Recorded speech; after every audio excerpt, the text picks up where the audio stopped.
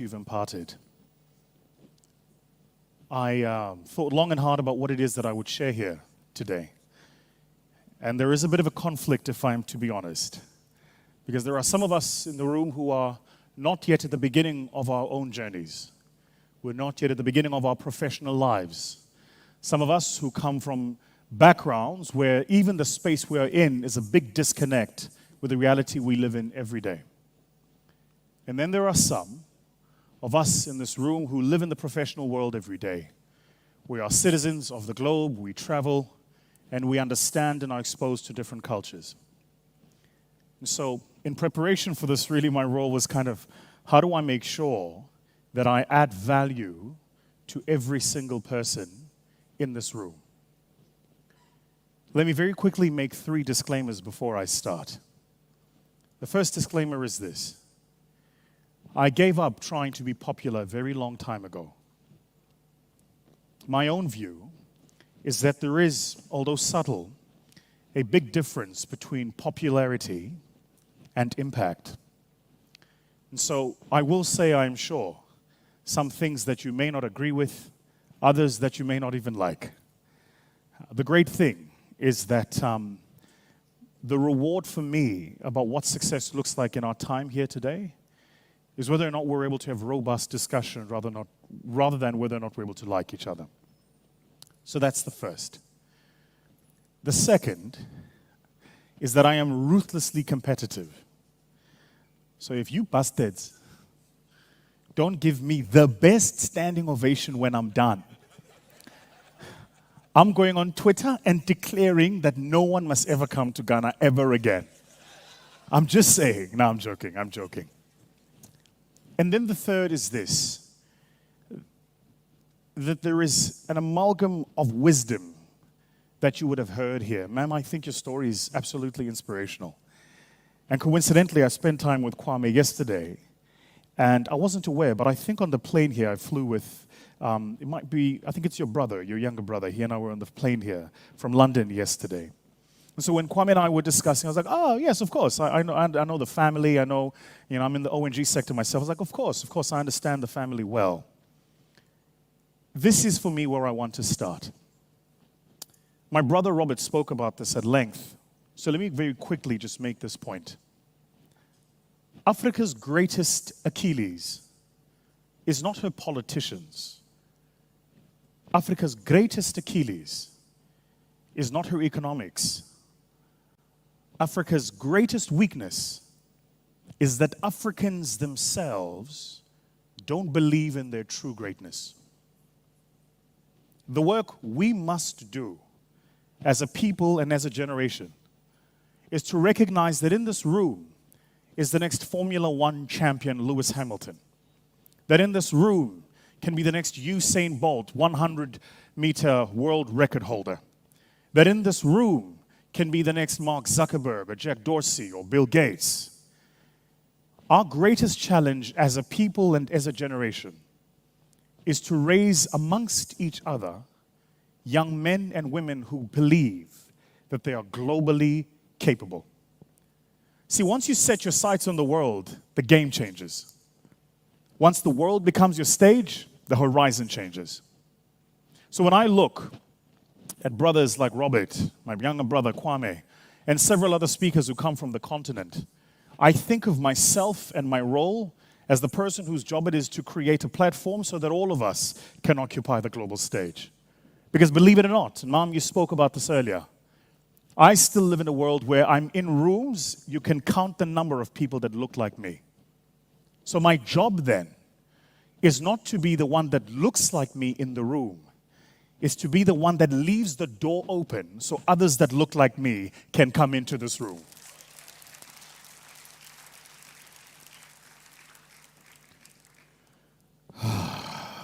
If you have a pen and paper, let's take some notes down.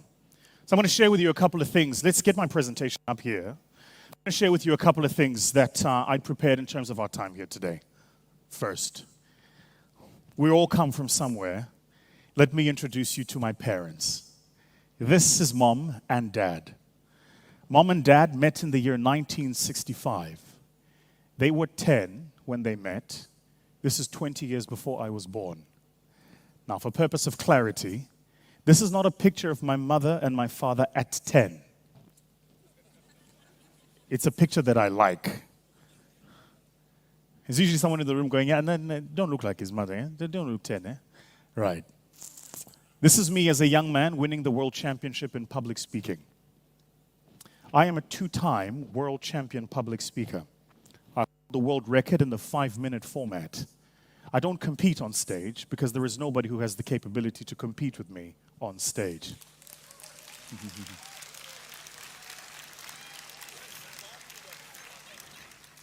If you can't see me, look for the teeth in the top left of the picture.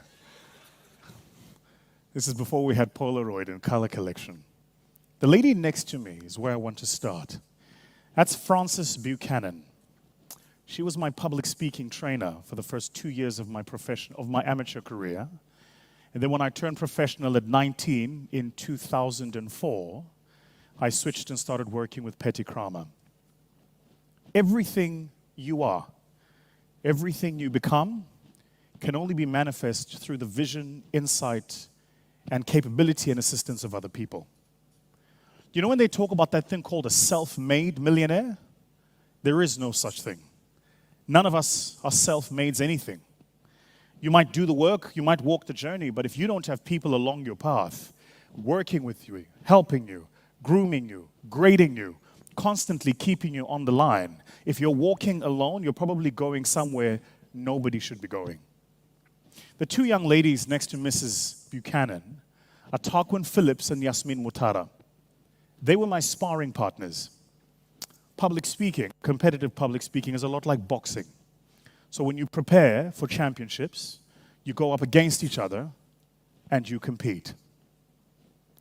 At the end of this, I'm going to spend some time talking about building teams and really good quality teams.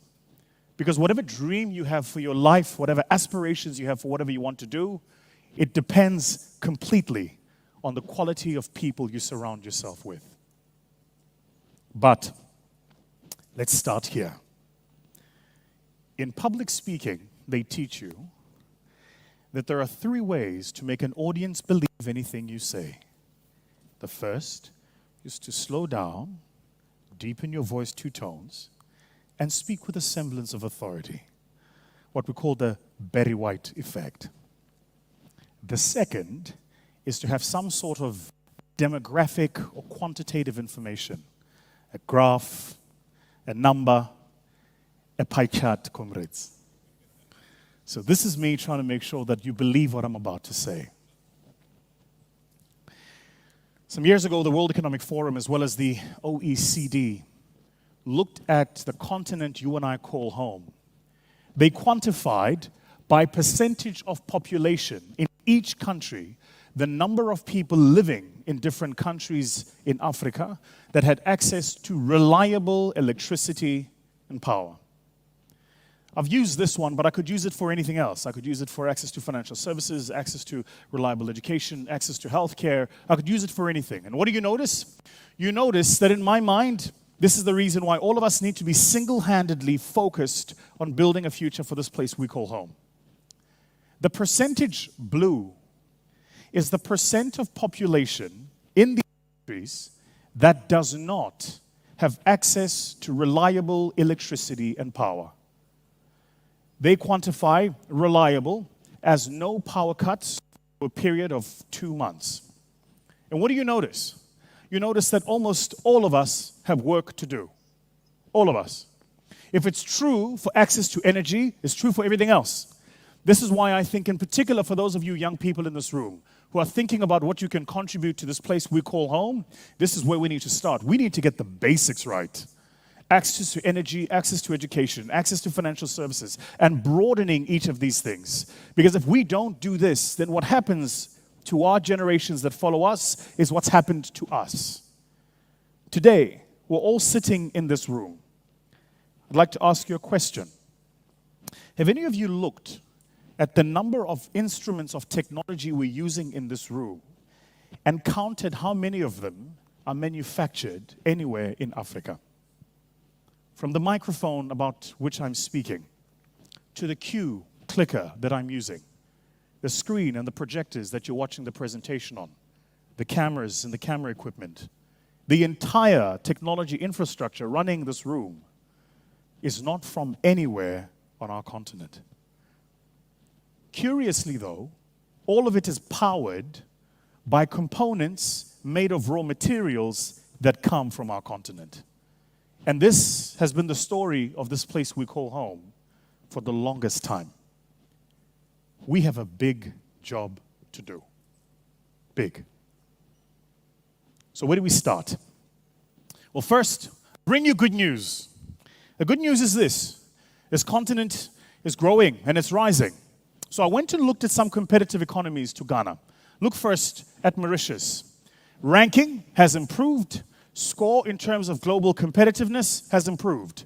Namibia, where my business partner, Leilani, who's with me, joins us from. Ranking has improved. Score in terms of business competitiveness has improved. Not too far from Robert's homeland in Tanzania. Ranking has improved. Score in terms of business competitiveness has improved.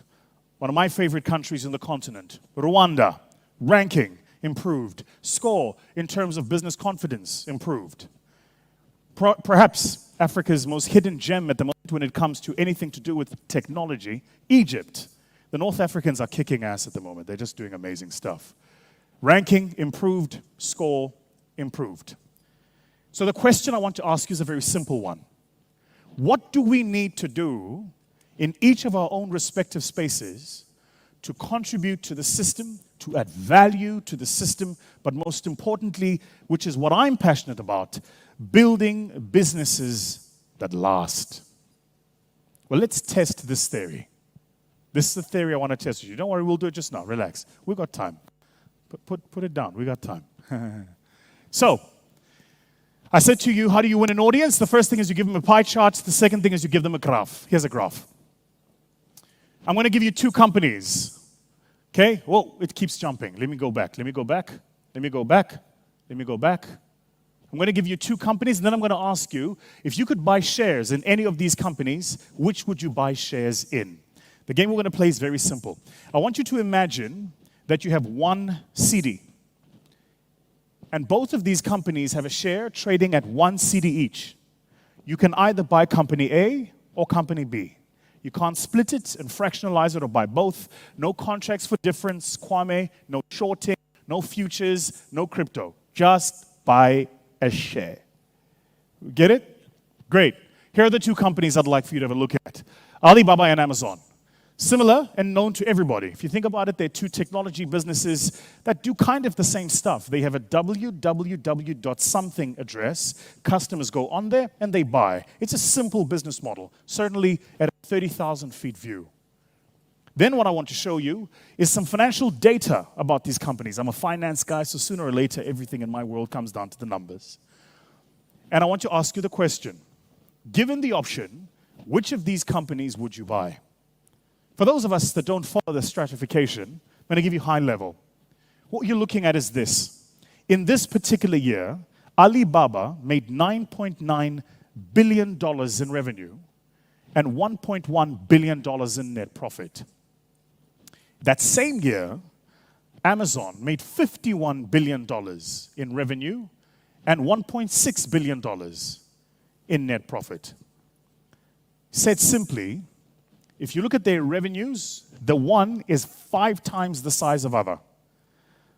But on a profit scale, they're marginally different. Hands up if you would buy Amazon stock. Hands up, nice and high, don't be shy. Hands up if you would buy Alibaba shares. Hands up if you have no clue what we're talking about. Like, what is this? An economics class now? What's happening? And so the question becomes this. If you would buy the Alibaba shares, why? Most people go, well, if I'm looking at this, then what I see is that Alibaba is making less money, but making more money out of less money. You see, it depends on why you're buying. This is what I call the Africa problem.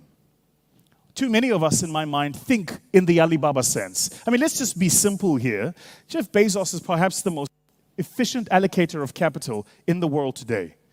It's not possible that the guy that built Amazon doesn't know how to run a business. So maybe he knows something we don't. And the question is, what does he know that we don't? Here's the answer. Watch this. This is revenue to net income. Basically, how much money they charge and how much of that money goes to their bottom line. What do you notice? It's a sharp exponential rise in their revenue, but their net income is pretty much flat. Again, is he bad at running a business, or does he know something we don't? I want to argue that he knows something we don't. And this is what I want us to spend time on. What does he know that we don't? And for those of us here who fancy ourselves entrepreneurs and business people, what do we need to learn from what he knows? My mother used to say that if you pay careful attention, success leaves clues. So we're going to spend some time double-clicking on the clues of success. You up for the journey? You sure? All right, great. So what are the things we need to know? The first thing that you absolutely need to know is that value in our world today has changed. And value is not only changed, but it's changing. I come from a world when value was described in margin. It was money. It was how much money you had. Value has changed in 5 ways. The first way value has changed is an identity. Thank goodness for Wakanda forever.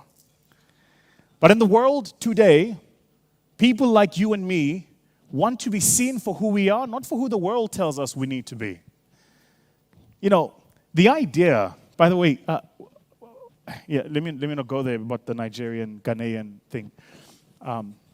But the idea that there would be artists performing at the global stages of the US, at mega events, coming from Africa, living in Africa, you realize 20 years ago that was crazy, right? That was never going to happen. Because for the first time, the world does not want you to be them. They want you to be you. And so bad news for those of you that are watching YouTube videos and trying to speak like Lil Wayne. So there was a generational reference, Lil Wayne. The young people are talking about the baby. So be yourself is the first place to start. Identity. The second way value has changed is wealth. I come from a time when wealth was literally money. Today, wealth is network. It's connections. It's relationships. You know what my strength is, guys? It's very simple. My strength is there is nowhere in the world I couldn't land completely lost and in 20 minutes would not get a presidential brigade out of the airport. Nowhere. Nowhere. If I was stuck anywhere in the world and all I had was my phone, in 20 minutes' time, I could get a presidential march and a brigade taking me to the best hotel in that city. Anywhere in the world. My wealth isn't my crypto wallet. My wealth is my relationships. It's my networks.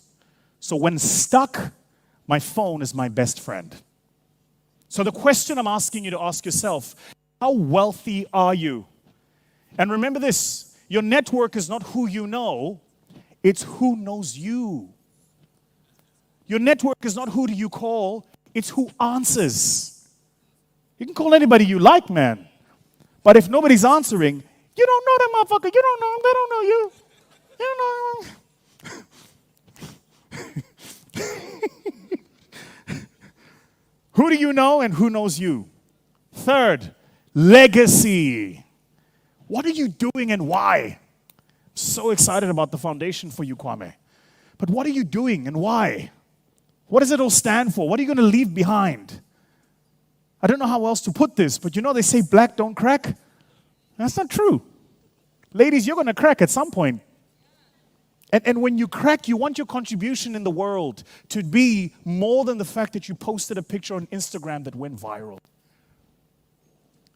Gentlemen, at some point in your life, you will stand and look at the generations that you have brought into this world.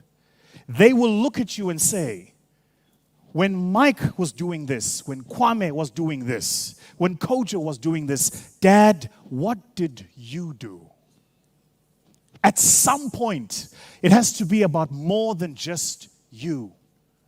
What is your legacy, your contribution to the world? The fourth way value is changing is I come from a time in a world we lived in an archetype of binary ideas. Things were fixed.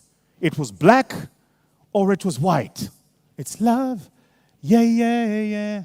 Ding, ding, ding, ding, ding. The front row of people that are older than 25 knows exactly what I'm talking about. Everybody at the back are like, is that a song? Is that? Drake must sample it, then I'll know. Drake must sample. I come from a world of binary ideas. It was male, it was female, it was black, it was white. I have a client today that owns a hoteling business. Do you know what their problem is? Their problem is in the lobbies of their hotels all around the world, they're having to remove the signs that say male or female. Why do you think that is? Because they're operating in regions of the world where somebody can be male or female or 5 other designations and pronouns. They're operating in regions in the world where you can be LGBTQIA+.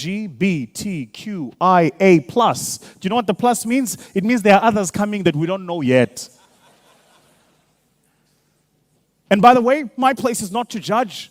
I'm a capitalist. I don't care what you call yourself, just pay me. Did you get the joke? You got it. So as you're building for yourself, one of the things to realize is if the world is changing, there's massive insights and opportunity. And then the next one, this idea of free. I come from a time when free was a dirty word.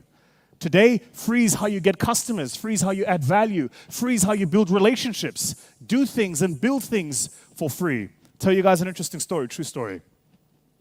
I know probably the most influential, he is actually the most influential person in Africa. I'm convinced of this, absolutely convinced of this. And here's how I know. Because every time I'm with him, he lives in Cape Town now. He just moved back to South Africa from the US. 60, over 65, Harvard graduated, worked in Wall Street, but just an incredible profile. Every time I'm with him, every time, and I will mention something about something, he knows the person involved in the thing I'm mentioning. So the conversation goes something like this. Yeah, Rob, did you see this article? There was this article that went out on Wall Street Journal. And they just said that Peloton, the share price of Peloton crashed by 90% in 2 days. He says, I was just talking to the founder and the chairman of the board. And I'm going, no, but it was on Wall Street Journal. It was in the journal. Yeah, I was just talking to him. 2 weeks later, Rob, I just got this incredible opportunity. There's a gold mine for sale in Zimbabwe. And I'm looking for, he says, yeah, I know the guy selling it. He's a friend of mine. You know the guy said, yeah, I know the guy said, do you want to raise money for it? Yeah, he says, I know the bank that can fund you. I'm like, fuck! Shit! So let me tell you, in my relationship with Rob, if he wants anything from me, he gets it. And how much do you think for? Free. Because that relationship is worth billions of dollars. Billions of dollars. A year and a half ago, Rob calls me. He says, Vusi, listen, we're thinking of starting, you guys know I'm in venture, right? He says, we're thinking of starting this venture capital fund. It'll be the largest venture capital fund in Africa, and we want you to come and be one of the 3 co-founders. I go, I've got so much going on, and I'm on boards and meetings, and it's not a great time for me, and it's lockdown. He says, think about it. I'll think about it. I forget. This is a true story. I forget. So I don't get back to him. 2 weeks later, he phones me. Vusi, we've now put together a deck for the fund. Do you want to jump on a quick Zoom call with me and Hans, who's also in the fund from the Netherlands, and talk about it? Yeah, I'll jump on the call. Jump on the call. I'm sure this happens here. Have you ever, in fact, I know it happens here because I've been in a few Zoom calls with Kwame. What is up with Ghana and your cell phone signal for Zoom calls? Can you guys decide on a green zone where all of the signal is good and meet there once a day? Please. I'll be in a meeting with them and the meeting goes like this. So, Vusi, what we're going to do is we're going to, yep. La-da-ba-sa-ba-ba-da. And then, did you hear that? No, I didn't hear it.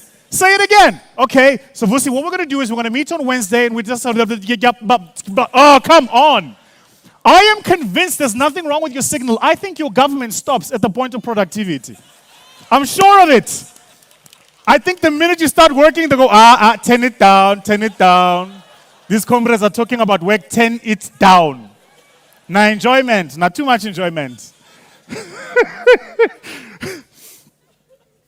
So Rob says to me, let's jump on the call. I'm in the house, I'm running around my house somewhere, trying to get my laptop in a place where there's a decently good signal. Eventually I'm sitting down and, there's the kitchen behind me. My dog is next to me. I've got this beautiful monster pit bull.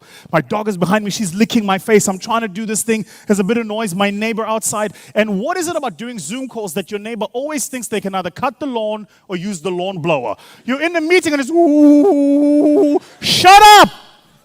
Anyway, so here I am. I'm trying to do the meeting. There's a bit of noise. I'm not paying attention. Young people, hear me out. 99% of your life changes when you do one thing. Pay attention. Pay attention. That relationship you prayed for, God gave it to you already. You didn't see it because you're not paying attention. That job you want, it's on its way. You're going to miss it because you're not paying attention. And when the blessings come, stop questioning God. What is it about us that prays for something and when it is given to you, you think it's for your neighbor? Maybe, just maybe, the cover of Forbes next year is you. Maybe. And maybe when God gives it to you, you need to stop waiting on being ready and be ready.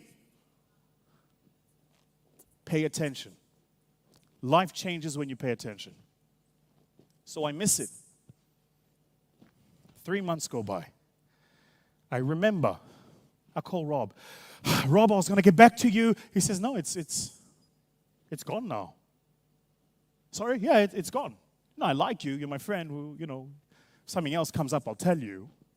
But it's gone. In my world, it takes a minimum of 18 months to raise about $80 million. A minimum of 18 months. In less than 12 months, Rob, Hans, and Nicholas raised a $250 million venture fund, and I would have been a partner if I was paying attention. Just pay attention. That relationship sustains itself because there is nothing I won't do for Rob. He's like a brother to me. There is nothing I won't do for him, and I will do for him for free. No discussion, no question. And so there are some of you, I'm sure, in this room who go, it really would be nice if I knew so-and-so. I'm going to give you a little tip that worked for me. If you want to know someone, offer them something they need for free. Just try this. So, you're in the room and you're a talented photographer. Go and check Kwame's social media. It's shit. I'm joking. You've got great social media. Because you've got a fantastic team. But go and find the person that you want to be of value to and be of value to them. My rabbi often says this, and it's true. The value of a relationship is the value you bring to the relationship. It's not the value you're extracting from that relationship. So if you want to understand the value of any relationship, business or personal, family or cordial, ask yourself how much value are you bringing into that relationship. So value is changing. And one of the great things about value changing is that human beings are not grayscale anymore. We're not just simple demographics. We used to be, we're not. I'm old enough to remember a time when human beings were grayscale. If you were talking about sampling any product that I wanted to sell, I would talk about how many male, female, black, white, level of education, whether or not they had access to financial products, how much they were earning in a month. This is not the world anymore. There is a kid somewhere in Kumasi right now who's never been outside Kumasi. He's wearing heavy-set jeans halfway down his bum. He's got these big, heavy boots that look like Timberlands, but they're not real ones, but they look like Timberlands. They're just timber.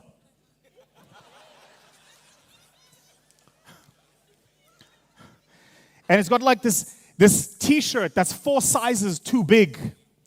He's got these massive headphones in his ears. And if you talk to him, he goes, yo, what's up? He has never been outside Kumasi. But if you talk to him, he sounds like he was just in Brooklyn, New York yesterday. Asking about Kendrick Lamar's album, which was just released, he even knows the lyrics by now. Because the internet changed everything. You see, pre-internet, you were your demographic. You were limited by the space you were in. You spoke, thought, lived, ate, loved where you were. Some of you are dating people on Instagram that you've never met.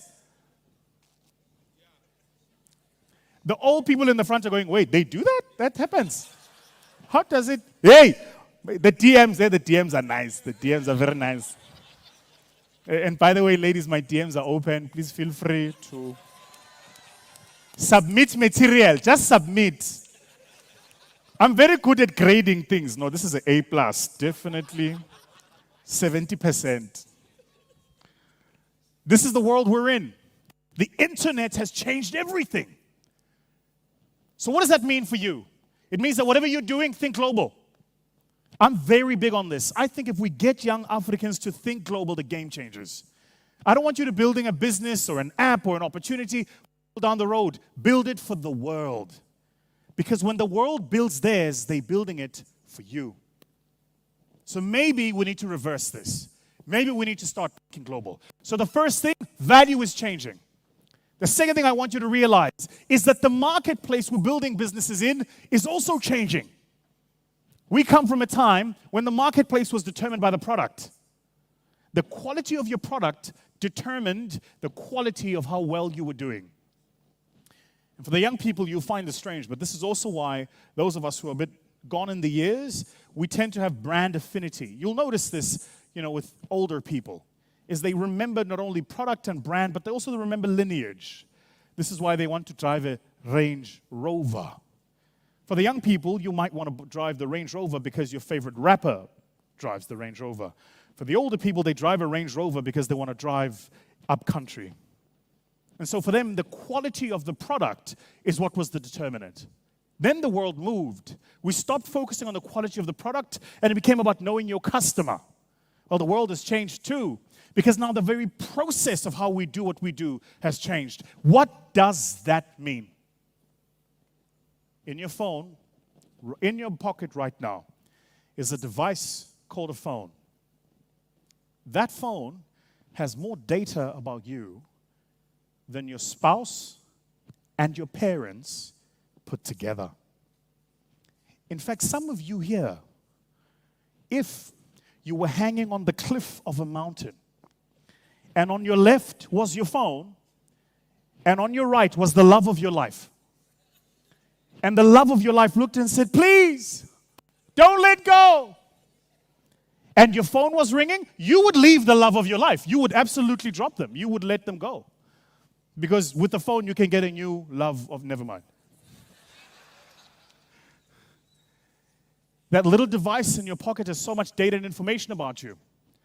Most people are not aware of this. Do you know how many meta tags Netflix has? For every single program you're watching, Netflix has 712,000 meta tags that tell them what you like, what you watched, when you started, when you paused, when you stopped, and when you jumped to a new program. It also tells them who you are, where you live, what network you use to access that platform. So when they're building a program for a young black woman living in Accra, they've got millions of data points. This stuff isn't just made up of thin air. The very process of how we do business has changed. The phone has made the marketplace an extension of the customer. Because customers don't want to feel average. The third thing I want to tell you is we also come from an era where things were mass-produced. Now, things are mass-customized. Did you guys see Kwame here in this beautifully customized suit? Kwame, I'm so proud of how far you've come. in less than 10 years. When a black man is in a double breast,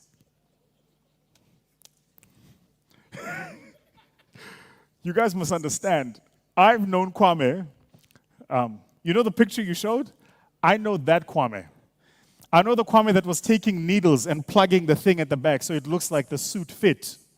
Yeah? Long before the days of Photoshop. So we come from a world where things were mass-produced to a world where things are mass-customized. Presents a huge amount of opportunity for you, and I'll come to why that's important in a minute. The fourth thing I want you to remember, and this is the most important. I promise you, by the way, Robert and I did not discuss this. So when I heard you talking about what people look for and what people see, there's alignment there. Sadly, too many of us, I think, are looking at the wrong things. And I think that means we're seeing the wrong things.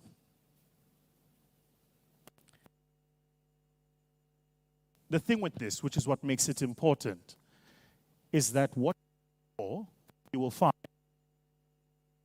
you will believe. What you look for, you will find, and what you see, you will believe. So what are the three things you can look for and find? First, hindsight. Hindsight is knowing what happened yesterday. Too many of you here know too much about what happened yesterday. You're in all the popular platforms and the blogs. You're reading all about it. There's nothing wrong with hindsight, by the way. It's always perfect science. It's 2020. The thing is, once you know what happened, you need to know what does it mean. From hindsight to insight. Here's a quick test, litmus test in this room. If you were right now to go on your phone, go on your WhatsApp, Telegram, Botum, whichever platform you use. Go and check the last 5 conversations you've been having. One-on-one, not groups. Groups are worse. Much worse. I want you to go check in the conversation. The person you're talking to. Are you talking about what happened? Or are you talking about what does it mean? The reason this is important is because what you look for, you will find. And what you find, you will make real. So the first thing is hindsight. The second thing is insight. But the third thing is foresight. How many foresight conversations are you having? How many foresight spaces are you in? How many inspirational discussions about the future are you in? Because if the discussions you're having were about yesterday, then tomorrow is going to happen to you. You don't happen to it. How many foresight conversations are you in? Hands up if you're still getting value. Very good? All right, cool. We'll come to this in a minute. The fifth and final thing I want to share with you. I'll come to it in a minute. Fifth and final thing. I told you I'm a math guy, so I'm a formula guy. So here's the formula. Here's the formula. IQ is up here. It's what you know. It's going to school and the things they teach you. It's the quantitative analytics of information, of data. It's the way you think. It's how the very system of rigorous education trains you. That very pedagogic instruction and methodology trains you to develop a methodology of thought.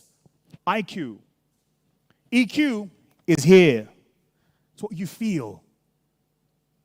You ever been in a discussion or a meeting with someone and something goes, something just doesn't feel right? Yeah, ladies, it's that first date that never became a second date. You know when the guy's really, really good looking, but something just doesn't feel right? Yeah, wow. That struck a chord with someone. Never, ever discount that intuition, by the way. Every time I've discounted that intuition, almost every time I've regretted it.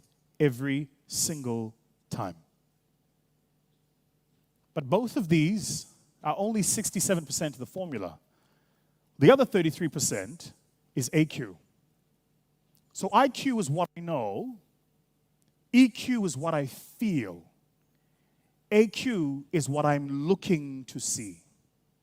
It's my ability to predict the future and adjust me now for the future that I'm looking for.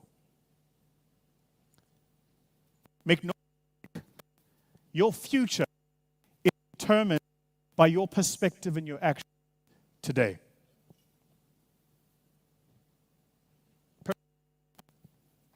Personal story. Long before I got into the world of investments, I wanted to get into the world of investments. So do you know what I did? I went and studied investments. When I was working in retail and selling meal and baked beans, I was in school at night studying investments.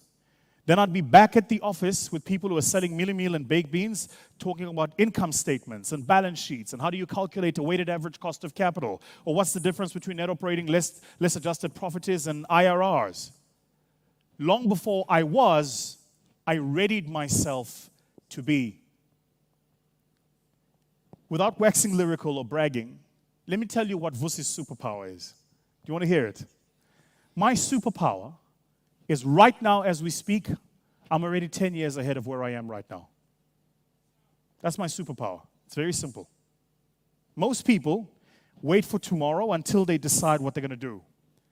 I decide where I want to be 10 years from now. I throw the javelin, and then I work my way back. So every step I take is determined by where I want to be. Now, the steps can change, the direction can change, but the destination is the same. So if I said to you right now, which I don't, but 10 years from now, I want to be president, watch my moves in the next 10 years. They move me in that direction. To everybody else, it looks crazy. To me, I know exactly what that destination is. So here's the question I'm asking you. Where are you 10 years from now? Have you thrown that javelin? And are you moving yourself in that direction? Begin to move yourself in that direction. Whew. I hope we're still getting value. How are we doing? Hands up if we're getting value. Great. All right.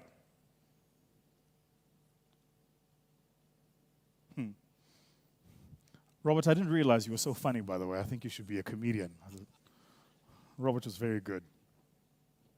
So,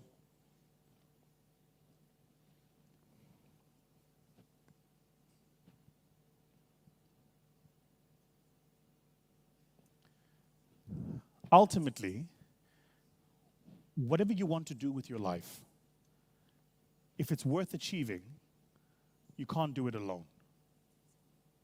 You really can't. However, God works through people, right? Yeah, so does the devil. And let me tell you, sometimes the sweetest looking ones are from the devil. Especially those yellow bones, those bastards. That's a joke. This is the joke.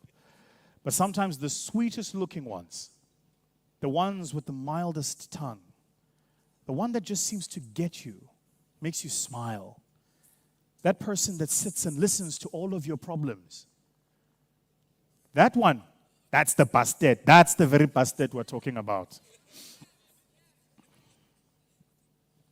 Be very careful of talking to people who every single time they talk to you, they want to know what's going wrong in your life. Because even though it sounds like they're a supportive ear, often what they're doing is just building up evidence to help them feel better about their own lives. Be very careful of this. Be very careful of this.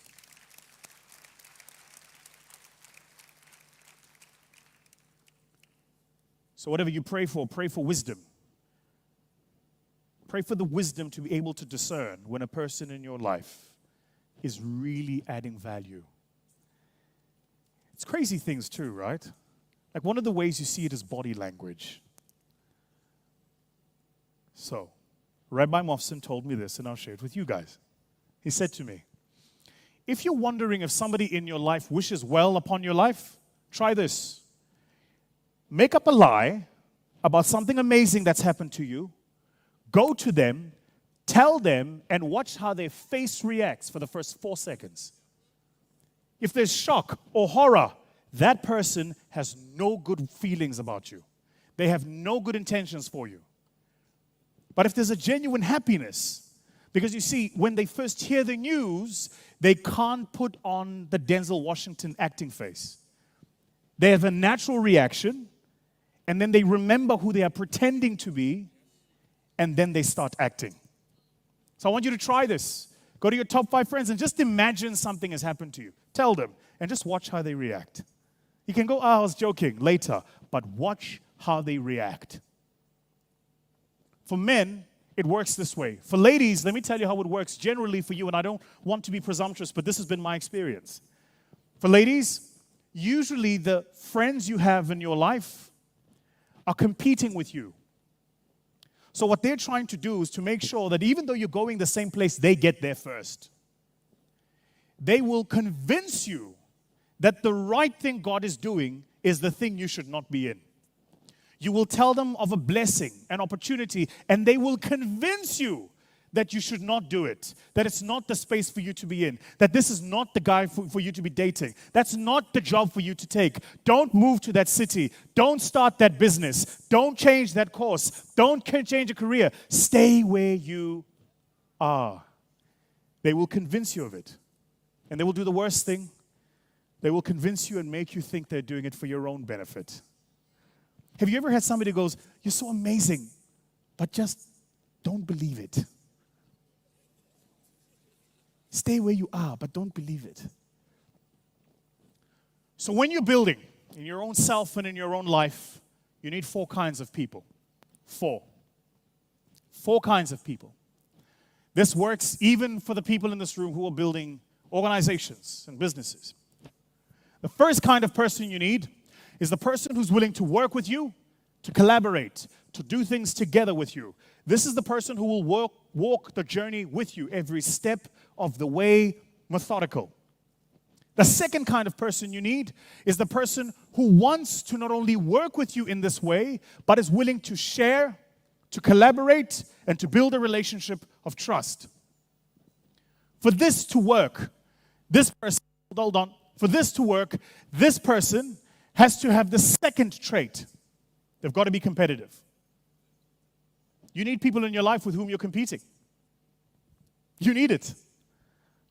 You need people in your life whose job it is to make you feel like you're not doing enough. You need it. If you are the cojones, the big don, the mafia king, the big boss, or as they say next door, the oga, in your group every single day, if you are the top of the pyramid, you're in the wrong pyramid. You need people in your life who are competing with you and who are better. People who are pushing you constantly to be better. The third kind of person you need is the person who's going to go, well, let's do some new stuff. Let's be creative. Let's build some new things. Now notice something. The fourth kind of person you need is the person who goes, but whatever we do, let's make sure that we get it done right. So, those of you here building a business, you need all 4. And most importantly, you need to know which one you are. So me, I'm the create guy.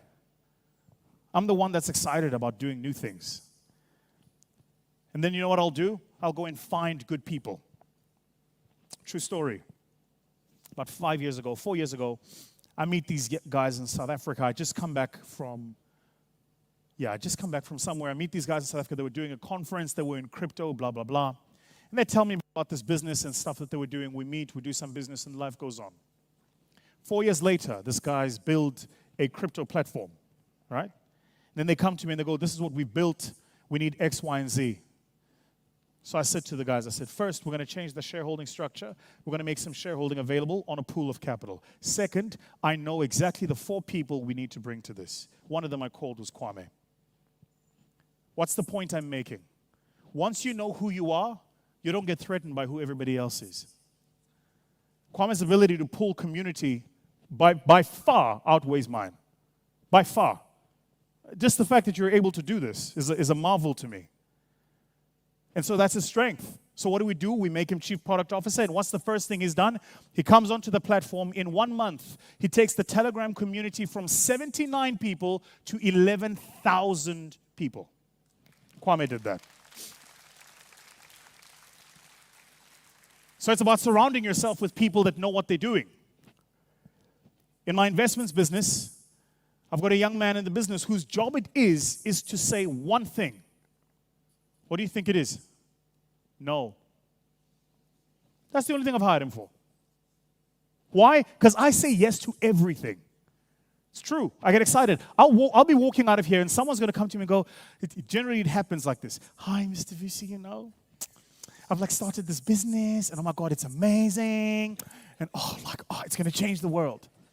And then so what does your business do? Well, I sell hair and it's not expensive. It's like Brazilian hair, but it's not as cheap as the plastic hair. It's somewhere in the middle. So it's like Ghanaian horses. It's like this.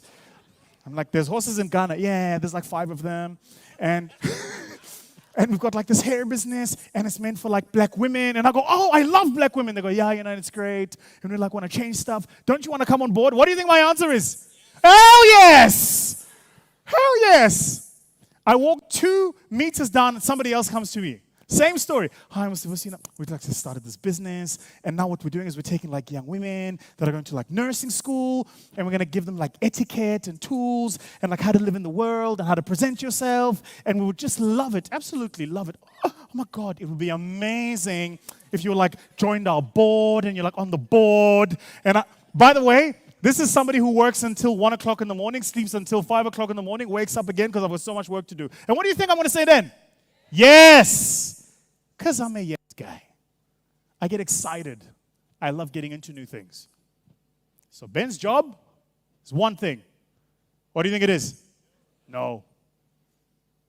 The minute the things come, I kick it to Ben. He looks and goes, no. And on 1 to 10, of every 10 opportunities that come, less than 1 makes it through. That's his job. Does that make sense? I'm also a big vision guy. So I'm the guy that goes something like this. Ladies and gentlemen, we, all of us here, are going to start a political party. We're going to call our political party the UPSA Democrats. And we're going to come into the system of Ghana and we're going to change politics. We're going to change governance. We're going to give power back to the people. That's what we are. Are you with me, comrades? Are you with me? And then the next thing someone's going to ask is how. And I go, I don't know how, but we're going to do it. That's what we're doing. And then someone at the back goes, is there a membership form? I go, I don't know where the forms are. But someone, you create a form, put it somewhere. Because I'm a vision guy. In the most iconic speech of the 20th century, Martin Luther King said, I have a dream. He didn't say, I have a spreadsheet and a membership form. He said, I have a dream that one day the sons of former slaves and the sons of former slave owners, will they be able to break bread on the table of brotherhood? I have a dream today. But his dream was only made manifest by having people around him that could compliment for the things he can't compliment for. So I'm not the form guy. If you send me an email, true story, I don't read it. I read the subject, the first line, and the last line. And then I usually reply with a 2-word sentence. Okay. Ta. Psst. The person whose job it is in my team to read the emails, make sure there's a membership form, that the emails are fully read, that the website content is written properly, is sitting at the front here. That's Leilani's job. It's not my job. So that's not what I do. And you know what you do? You then surround yourself with people who make up for the skills and the competencies you don't have. If you're going to build anything worth building, you need all 4 of these. You're going to need somebody who's going to go, what are we doing first? How do we get there fast? How do we take people with us? And how do we make sure that we don't lose our T-shirt in our way? How do we maintain a system of control? Those are the thoughts I'd prepared. Kwame, I hope you've gotten some value out of this. I certainly hope for the people in this room that you've gotten value out of this, guys. How did we do? Was it good? For those of you that were hitting me up on my social medias and saying, welcome to Ghana, how did I do? Did I do good? Excellent. I started with a story. Let me end with one. Ultimately, I think if you're going to live a life worth living, you really actually only have one job. It's to look at your own heroes and to be disappointed by them. Just think about that. Look at your own heroes and to be disappointed by them. It's for you and I to realize that we need to be the heroes of ourselves and the next generation. So I thought long and hard about what I could use to bring this message home. And I've elected to use this video. Tech team at the back, work with me on this. You know, there are American heroes who don't like this idea. Neil Armstrong, Gene Cernan have both testified against commercial spaceflight in the way that you're developing it, and I wonder what you think of that. I was very sad to see that, because those guys are, those guys are heroes of mine, so it's really tough. I wish they would come and visit and see the hardware that we're doing here. And I think that would change their mind. They inspired you to do this, didn't they? Yes. And to see them casting stones in your direction. It's difficult. Did you expect them to cheer you on? Thank you, guys. Thank you. So they're hoping they would. So, man you just saw on screen, you all know him, right? That's Elon Musk. He should be known to all of you. He is, by some considerable measure, the wealthiest measurable person in the world. There are several others who are much wealthier, but their wealth can't be measured. I'm glad you got it. I'm glad. Is he talking about, yeah, he's talking about Timo. When I look at somebody like Elon Musk, there's so much about his own story that rings true. The first is how he just doesn't fit. You notice that? He's awkward. He's strange. He's an outlier. He's alone. My mother used to say to me, it's okay to be alone just as long as you're not lonely. So be alone. Talk to yourself. Just don't answer. There's nothing wrong with talking to yourself. It's when you answer, then there's a problem. What did we do today? I'm not sure. Holy, you better call a priest or something. Elon Musk's story reads like this. Young boy from my homeland, South Africa, leaves in his late teens, moves to the US, gets into university. In fact, doesn't first, then eventually does in Canada. Starts his first business. He gets booted out of that. Then his second business gets booted out of that.